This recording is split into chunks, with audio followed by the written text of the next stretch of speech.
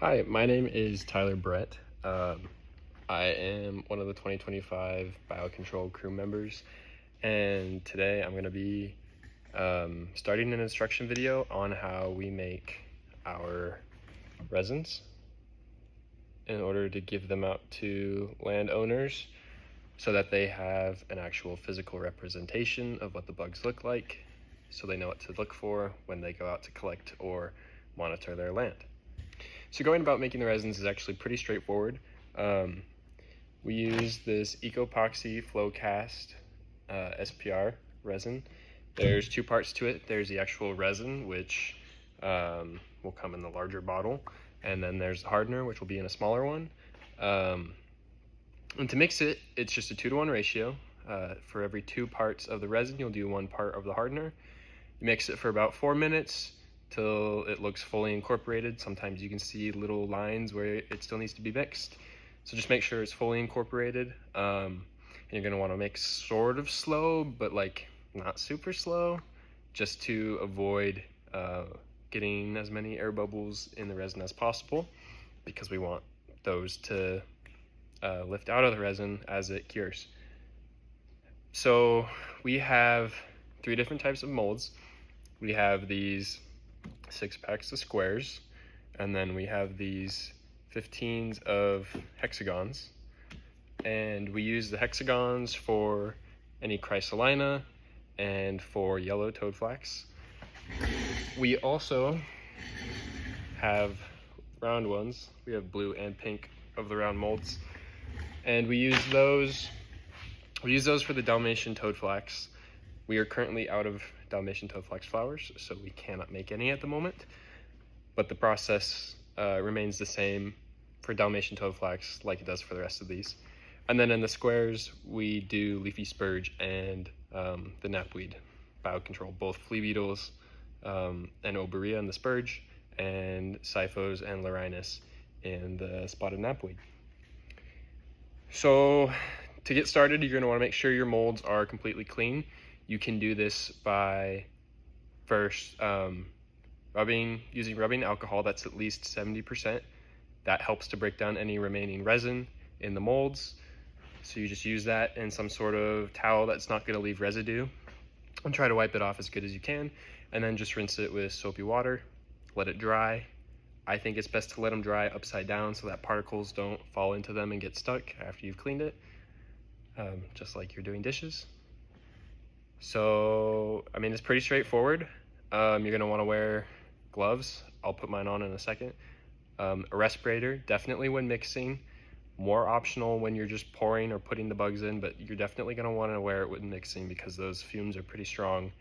And then you can also wear safety goggles if you feel more comfortable doing that. So let's get started. Okay, we use these measuring cups to measure how much resin mixture we're gonna make.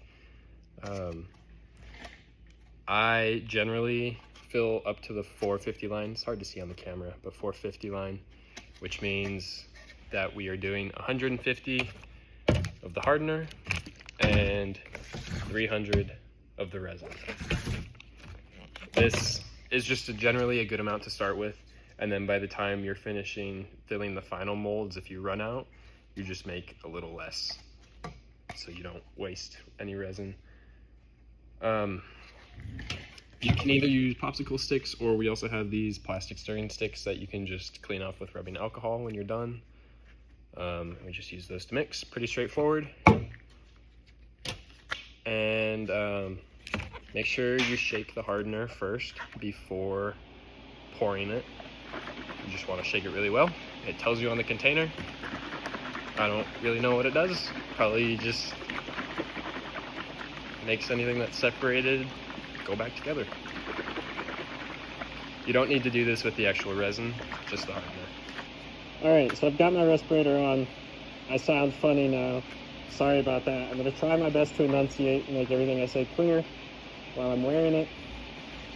So now that I've shaken this up, just because it's sat for a couple seconds, I'm just going to re-shake it. I like to pour this first, just because we have a more limited amount of it. Even though it's a 2-to-1 ratio, and this is 1 liter, and this is 2 liters. So it should work out perfectly in the end. I'm going to start with 150 milliliters of this.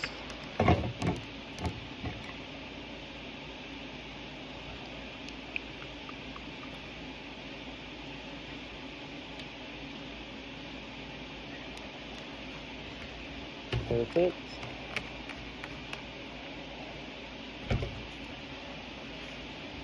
Alright, and 300 milliliters of the resin, so this will make it up to the 450 line.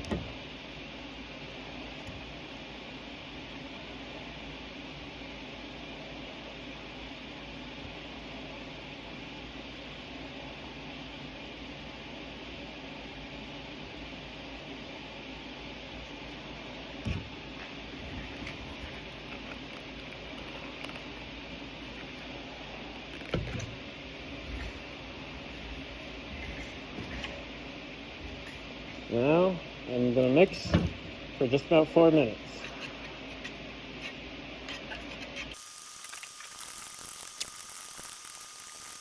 Alright, now that I've mixed this for about 4 minutes, I'm going to start pouring.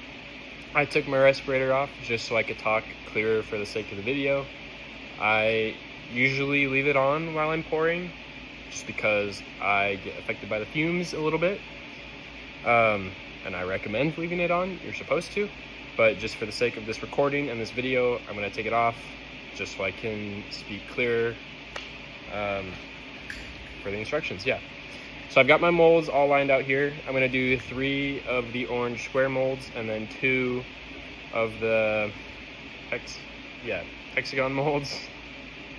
It's going to take more than just this 450 that I've made, so I'll have to do multiple mixes. But it's pretty straightforward. This is just the first layer. I will come back tomorrow between 9 and 10 to put bugs in, and then Melissa, will be back the following morning after putting insects in between 9 and 10 to do a top layer. So essentially today is just resin, tomorrow morning is bugs, and then the following morning after that is another layer of resin. This just makes it so that the bugs stay input in the resin and they don't float or anything. And through trial and error and research, it's just what we have found to be the best route of doing this. So today, since I'm only doing the first layer, I'm going to fill each mold just halfway up or a little above halfway, since we'll be inserting the bugs in. It doesn't have to be perfect. You just don't want too much and you don't want too little. So yeah, most of the molds have lines from where the resin has been filled into it, unless you have new molds by the time you're watching this. So that's kind of like a nice guideline on where to fill the resin to. But I'm going to start with this one since it's like in the center of the camera. You just lightly pour about halfway. And then do the next one.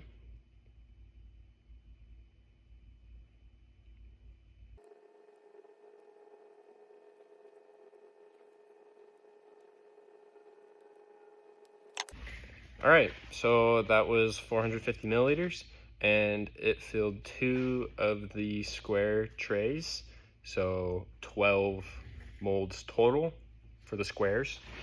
And again, they are just halfway full, so that we can put the bugs in them tomorrow, and then a second layer on top of the bugs the next morning. I'm gonna go ahead and mix up the next batch. I'm probably going to need another batch of 450 and then a smaller batch just to fill all of these molds, because I'm doing another square and then 2 of the hexagonal ones. And I'll continue to fill those halfway, and then I'll clean up, and that's gonna be it for the first part of making the resin.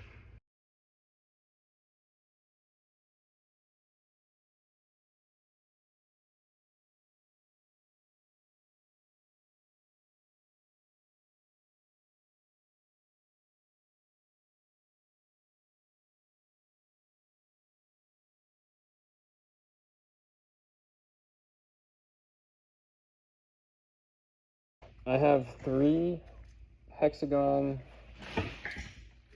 individual molds not filled. I did a 250 which filled 2 orange, a 250 which filled an orange, and a full of the hexagon, and 1 individual on the next hexagon tray.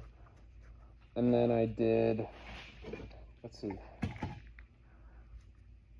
I did a 50 and 100, 50 hardener, 100 resin, so 150 total, which filled most of the hexagon tray but left 3 empty. So I'm going to use a small measuring cup and do 15 hardener and 30 resin, which adds up to 45, and that should fill those last 3. All right, I have everything poured.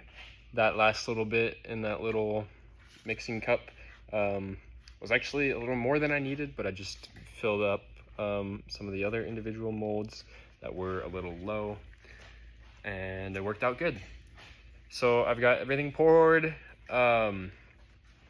There are some little things that need fixing.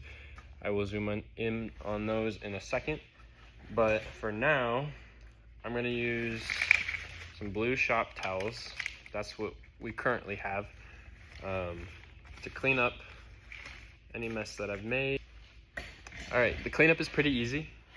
You just take the blue shop towels that we have, and the first thing I like to do is just try to soak up as much as possible with the rags. The rags are just dry right now, no rubbing alcohol.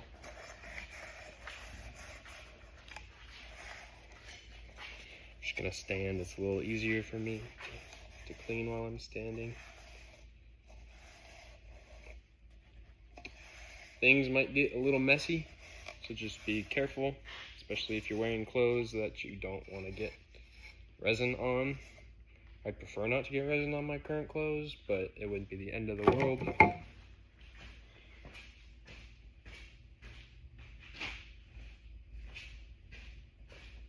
And then once you're done with that, I'm going to take rubbing alcohol.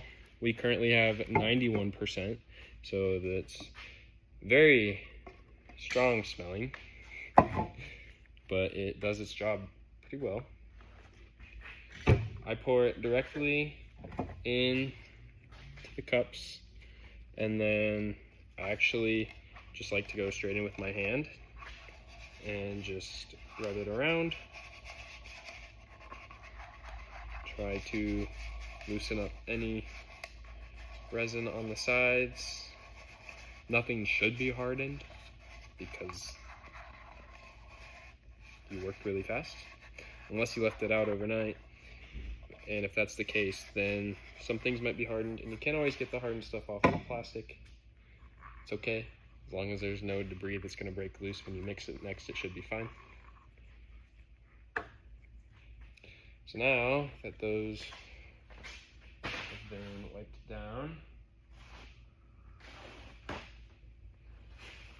now that they've been wiped down with rubbing alcohol, I'm just going to go back in with another blue rag just to soak up anything that's left.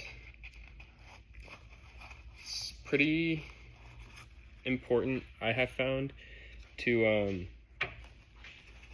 not overuse your blue rag. Otherwise, it might begin to leave some fuzz and residue, and that's stuff you don't want to mix in with your resin the next time you use these cups. So just be a little cautious of that. And you don't have to get them perfect. Anything that's left over will just dry and harden, and then it'll be fine. I like to put them upside down. That way no debris gets in them for the next person that's going to use it, and they don't have to try to clean it out. Pretty straightforward. Don't forget about your mixing tool. And then, because this rag has rubbing alcohol on it already, I'm just going to leave it out for a second, because I'm going to show you how we clean out any imperfections like some debris or pop some bubbles. Although I don't see any bubbles right now, so that is a good sign. So I'll show you what to do. All right, so all of my molds are filled just about halfway. And then you might have noticed, as I glanced over this one, there is a little leaf or something. So I like to use these dull tip tweezers, take it out, and just rub it on the rag. And then sometimes, especially in the hexagonal ones, little air bubbles will form in the bottom corners. Usually they're more substantial than this, but it looks like it didn't do a horrible job.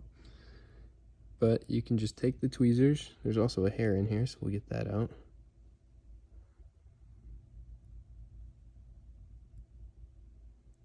Did I get it? No.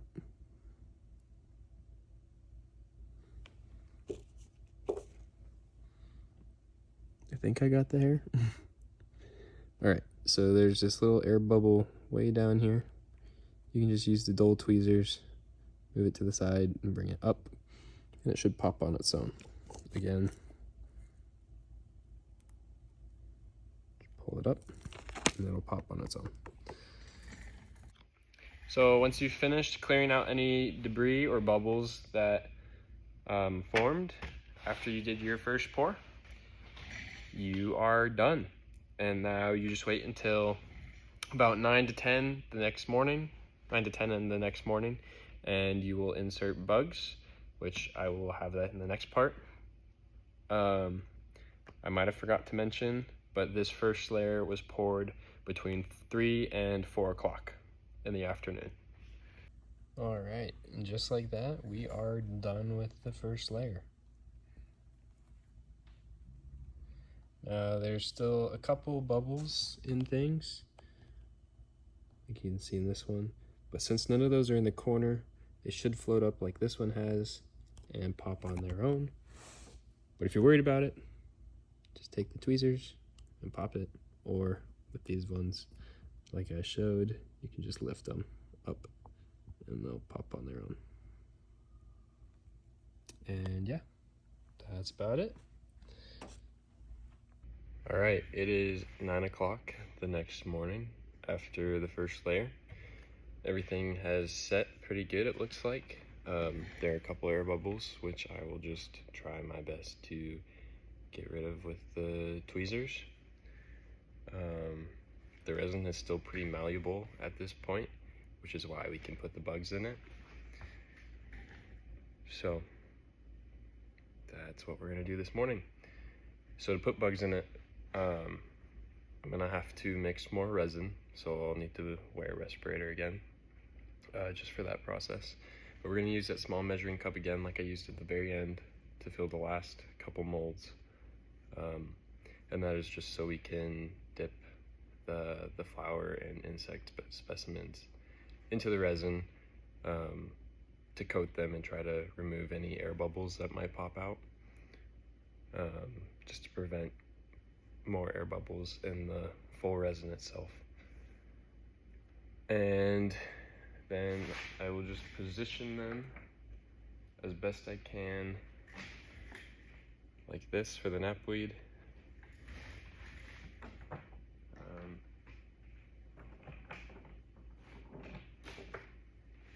Like this for spurge.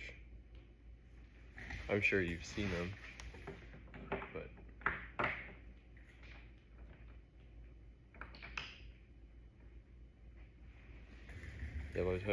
yellow toad flags. It doesn't want to focus. Oh well. And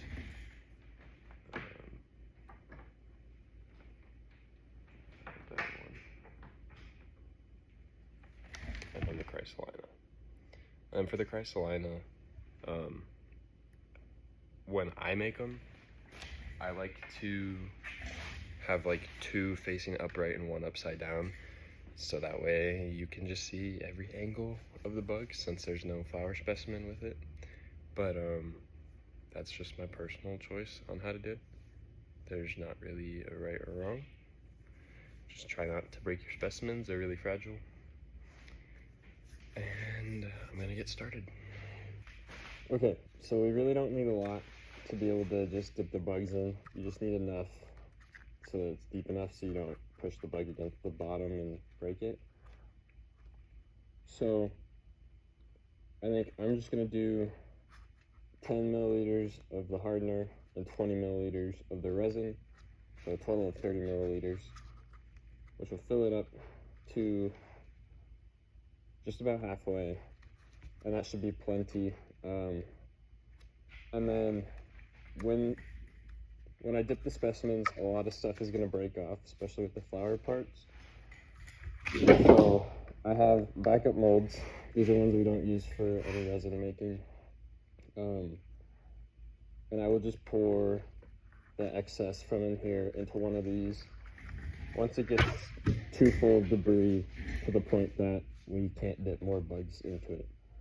But just try to maximize your resin to the best you can, so that way we're not being wasteful. Alright, I've got the resin all mixed up to the 30 milliliter line. And I'm going to start with one of the orange molds. So because I have 3, sorry, there's some weird noises. I'm going to do 1 full orange tray of knapweed, 1 full orange tray of leafy spurge, and the other I'm going to do half and half, leafy spurge and knapweed. And then for the hexagon trays, I'm going to do 1 full tray of crystalina and 1 full tray of yellow-toed flax. I should have enough specimens for those. So some of these have a little bit of dirt in them. Not sure how they got there, but I'm just going to take tweezers, and it's pretty malleable still, so I'm just gonna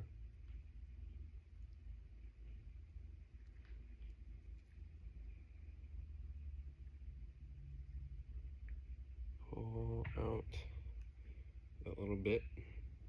It's pretty gooey. This is the stage you definitely don't want to get anything on you or your clothes. And then I like to have a towel where I can just pinch it off. Okay, now that I've got that taken care of, I'm going to grab my specimens.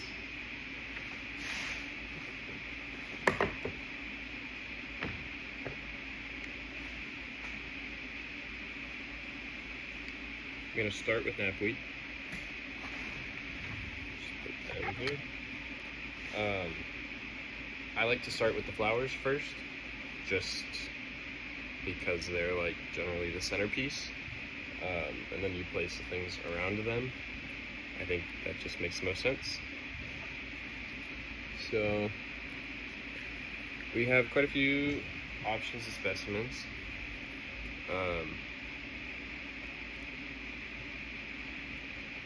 I just try to pick the nicest of the ones that we have and try to not damage it in the process. These tweezers are really gunked up. Alright, I'm going to switch to these tweezers. These ones are like sharp pointed. If it'll focus. Yeah. The round pointed ones are pretty gunked up, and honestly, I like these ones more for doing specimens. The round ones are good for clearing out debris. But yeah, so I have my knapweed flower, and just gonna take it, dunk it in, fully submerge it, and then, sorry, I realize you can't see. I kind of gently squish the flower head with the tweezers to help like coax some of the air bubbles to come out. You just want to be gentle with it. The knapweed are some of the more resilient specimens we work with, so it's okay to be a little aggressive. Then once you feel like you've got most of the air bubbles out, just lift it up.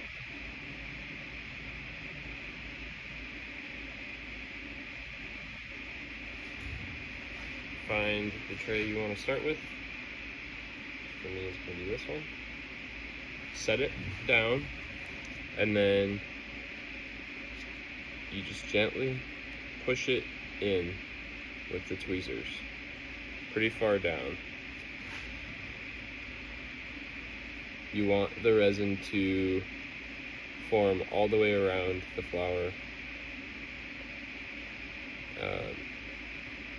and it'll float a little bit, so just by pushing it down it helps it get it fully coated and inserted into the resin, so that way when it does float it doesn't break through the resin. So I've got the knapweed in, and then we're just going to do the same process for the Cyphos and the Rhinus. So pretty straightforward. I'm going to start with the Cyphos just because they're bigger. So grab one, try not to drop it, but it's okay, they're tough. These ones you can't really try to squeeze air bubbles out of, so I just get them coated. And then I'm going to stand so I can see. Set it to the side.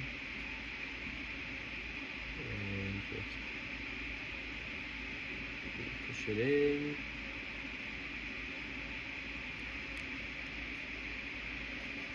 And then same thing with Laurinus. Grab, try not to drop it like I did. Just like I did with the Cypher. Coat it. The Rhinus is a little harder because it's small. I like to put them in belly side down, so the top of their elytra is facing up. I just feel like the top layer ends up becoming the clearest in the end, though we haven't started sanding, so I don't know if that'll continue to be the best plan. But from what we've done so far, it's worked the best. It's gonna look a little rough to start. I will get a different angle, but as the resin sets and forms around it, it'll start to look more clear. And then because it is still malleable right now, you can always go back and try to reposition anything that's out of order, or if there's some more debris from the flower, or like a leg or an antenna comes loose, you can easily just take the tweezers and lift that out. So I'm gonna go ahead and finish up the rest of these. It's the exact same process for all the other bugs. Same time, you dip them in just like that. And yeah, the only thing I would say is with the toad flaxes, these ones, we're out of Dalmatian right now, but with the yellow toad flaxes, it's harder. But I try to put them in at an angle that the resin in the cup fills the entire inside of the flower, because if you don't do that, then a giant air bubble forms and it just doesn't look as pretty. Like that one I was just holding had a pretty big air bubble. I don't think I can get it to show on camera, but I mean, you can kind of see it. It's right up there. It looks see-through, but that's just the reflection from the air bubble. So just trying to put them in at an angle that prevents that from forming. I think generally just kind of going the stem up and the bottom, or the top of the flower, I guess, down, and just trying to use the tweezers to lift some of that resin slowly to fill that pocket. That's what I've done in the past, and it seems to work pretty well. I'm sure you'll figure out your own technique. But other than that, I think you have all the information you need. With leafy spurge, the flowers are really fragile, so you just have to be very careful when pushing them down into the resin. They often break and create a mess, but the good thing is the resin's malleable right now, so you can always take out what you need and go back and fix it. Just try not to do that too much because it's kind of a pain. But yeah, I'm gonna go ahead and do the rest of these, and I'll be back when I'm finished. All right, so I've got the first mold done. Obviously there are some imperfections right now, but as things set, things will clear up. And as I continue to go on to do these other molds, I will come back to this one and reposition things so that they look a little nicer. All right, I've got all of the bugs and flowers inserted into the resins, and I did my best to go back and clean up any floating legs or antenna or flower parts. Putting bugs in these 5 trays, 3 of the orange ones and then the 2 hexagon ones, took me just about 2 hours, and I'd say they're looking pretty good so far. So now that you have all the bugs in, you're gonna let these set for another 24 hours, 24-ish. These were inserted between 9 and 11 today, so that means between 9 and 11 tomorrow, we're going to want to put the final top coat on, which Melissa will be doing because I won't be available. So I won't be able to get a video for that. So I'm just noticing some more things that I need to pick out. Do your best to clean out any debris. Obviously it's not going to be perfect, but we want these to look as nice as we can get them. I mean, that's pretty self-explanatory.